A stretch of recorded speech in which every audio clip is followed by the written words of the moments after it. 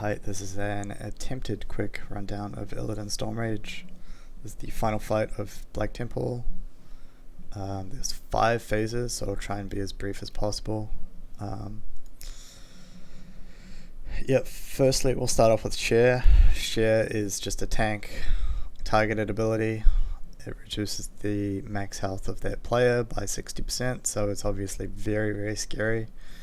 You want to shield block or try and mitigate this attack. If you can't, then you have to mitigate a lot even more afterwards. Also there's a flame crash on the ground, just a small circle. It's super easy, you just move out of it. Draw Soul, this is another conal ability by Illidan. This does roughly 4500 damage per person, and it also heals the boss by I think it's 50k. So you have to potentially make sure that Mortal Strike or Wound Poison is on the boss. I believe that does work. And make sure it's facing away and your tank is topped up. Also, in this first phase, he does Parasitic Shadow Fiend. It just targets random player. It's a dot, does roughly, 3k every 2 seconds for 10 seconds, so 15k damage over the course of 10 seconds. So they need a lot of extra spot healing, and they have to move out of the raid because when it expires it drops off Shadow Fiends that fixate new players, and things go badly if they reach them. So Frost Novas, they have not much health, so you can kill them pretty quickly. Here's a quick rundown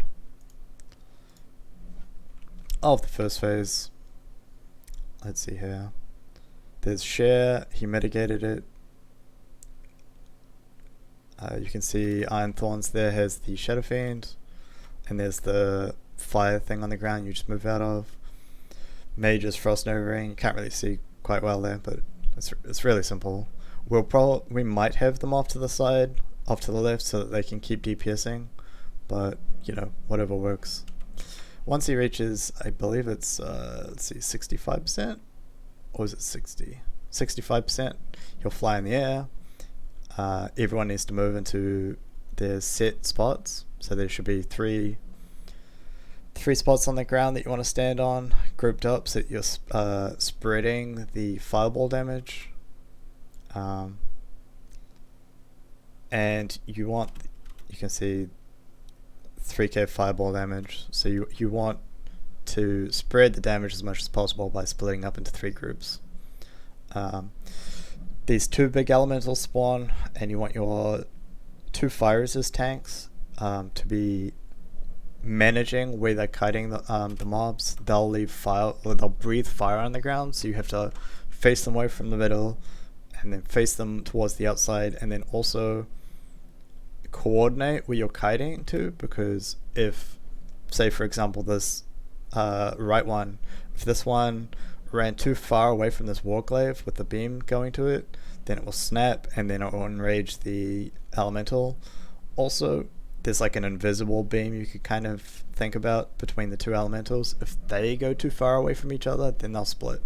That's why you have to coordinate which way you're kiting appropriately. So they both run, I guess it's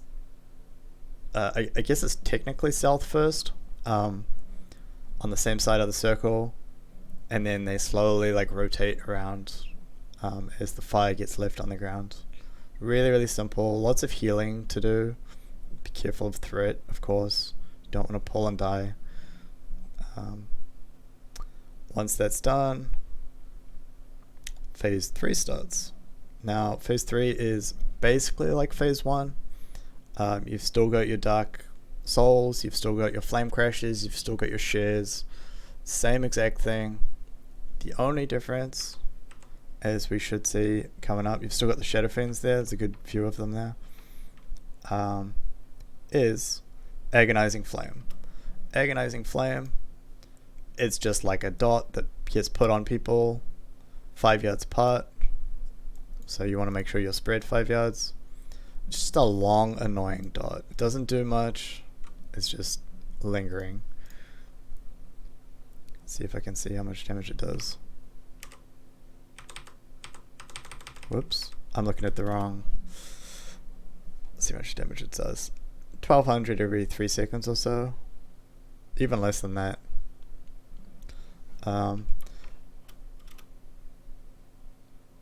Now, after a minute of phase 3, he'll go into phase 4. Phase 4 is a complete threat drop. And what happens now is you want a Warlock with resist to pick it up. And this tank is going to... This Warlock is just going to stand off to the side. Here you can see this. This is the Warlock tank. Now, a lot has just gone on here. Phase 4 is kind of scary. You want everyone to spread out because of this 7k... I think it's Flame Crash? Flame Burst? No, it's not Flame Burst. It's one of these. Maybe it's Dark Barrage. It's one of these values. Anyway, you want everyone to be spread because that damage splashes and it's just horrible. Also, you can see the Shadow Demons. These are like the new scary parts of the Shadow Fiend. They'll fixate a random target, so you want to be kind of... You want your range to be deep in the same line so that everyone can kind of cleave off them. And if you're targeted and you're close, it's really, really bad. So you want to be like as max distance as you can. Like this guy out here really shouldn't have been there. He should have been like back here. But hey, it is what it is. You can see they only have, what was it, 20k life. So they don't take much to kill. But yeah. And you can see this guy just got absolutely destroyed by the flame bursts. I think it's flame bursts. We'll see. I think it is flame burst, right? Yeah, flame burst is the thing that AoEs everyone. So you want to be spread for the flame burst. Now, 35% here goes into... This is back to phase 3. This isn't phasing into phase 5 yet. So this is back to phase 3. He's got the shares, he's got the flame burst, he's got the draw souls. So you want to make sure that you're not pulling on that. You want misdirects on that as well. Because remember, if he draw souls the raid, that's like 50k healing times, you know, however many people. It's really, really bad. So make sure that the tank picks it up. And now we see 30% last phase. Exactly the same as before. The only difference now is Maeve is helping out. I don't know if we get to see it, but same exact thing. We get the Agonizing Flames, you get the Draw Soul, the Share, all that sort of stuff. Shadow Fiends are still going off, so you have to manage them properly. And what else was I going to say? Enrage. He just enraged there. That means, did I talk about this? Can't remember if I talked about it, but let's see if it is. It's not dispellable. 50% increased damage and attack speed. So super scary, super scary. Flame Crash on the ground. Agonizing Flame splash to people. It's still really, really bad. And so what happens is Maeve will run away periodically and drop a trap on the ground. Now, they can be really, really hard to see. They're just like these, you know, cylindrical kind of things that just like lay on top of the ground. If you drag Illidan on top of it, it'll stun him and make him take increased damage. Let's see if I can see it real quick here. Debuffs on Illidan. Let's see if I can quickly scroll through this. Blood Corruption, no. Maybe it is. No, that's Paladin. I can't find it. He takes extra damage. It's fine. Super simple. Did I miss anything? Probably. It stuns him. You get lots of damage amp. And I believe at 1 or 2%, or at 0%, he goes like invulnerable and does some RP stuff. And apparently still Shadow Blasts. Interesting. And that's the fight. TLDR, phase 1, kill Shadow Fiends, manage it, kill boss, main tank don't die.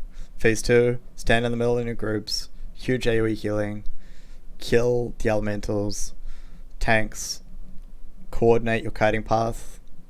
Don't bring them too far away from the glaive. Don't bring them too far apart from each other. Phase 3 starts when they're both dead. Phase 3 is spread 5 yards. Try and be like in the same kind of area. Deal with the shadow demons. Deal with the shadow fiends. Drop threat after a minute in.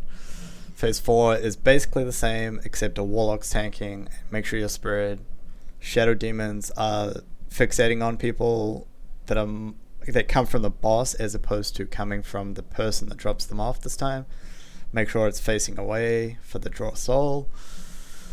Oh, so much to talk about in this fight. I hope I got it all. And that was 11 minutes of just fucking talking. So have fun.